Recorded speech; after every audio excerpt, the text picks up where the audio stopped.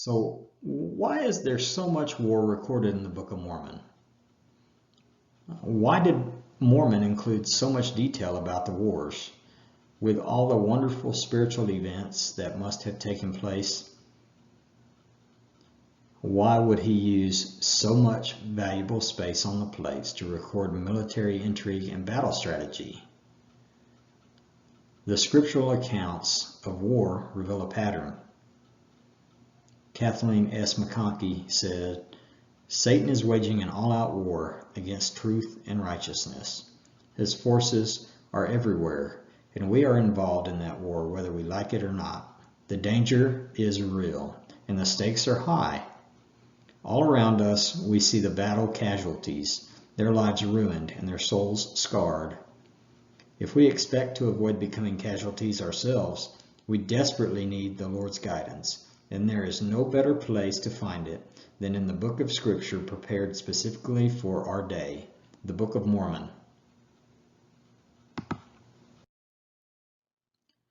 Study the war chapters of the Book of Mormon. The Scriptures contain countless examples of those who have won their wars, even in the midst of very hostile situations. Figuratively, all of us need to transform ourselves into modern Captain Moronis in order to win the wars against evil.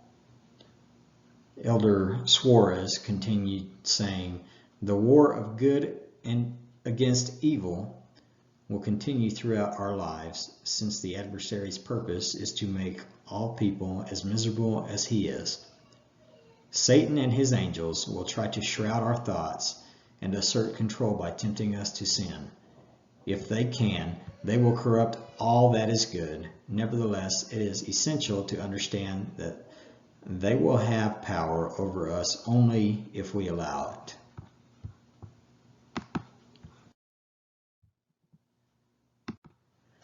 In the Bible, book of Genesis, Joseph in Egypt had to run from Potiphar's wife when she tried to trap and frame him. Now, we can't always run from danger. Sometimes we have to be ready and able to fight.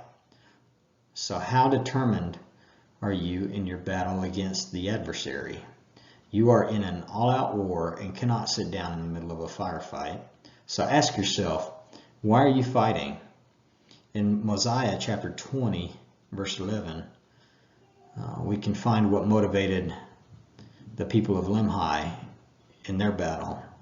That verse says, and it came to pass that the people of Limhi began to drive the Lamanites before them. Yet they were not half so numerous as the Lamanites, but they fought for their lives, and for their wives, and for their children. Therefore they exerted themselves, and like dragons did they fight. Now we need to be focused in our battles. And we need to be careful not to lose that focus. In the war chapters, there was a man named Teancum, and he was a man likened to Captain Moroni. However, he was slain after he had attempted to end the life of Ammoron. In Alma chapter 62, we can read about that.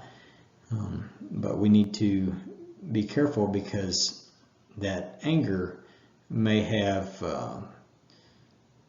caused him to lose his focus and may have led to his death. In verse 36 it says, and it came to pass that Teancum in his anger did go forth into the camp of the Lamanites, and did let himself down over the walls of the city.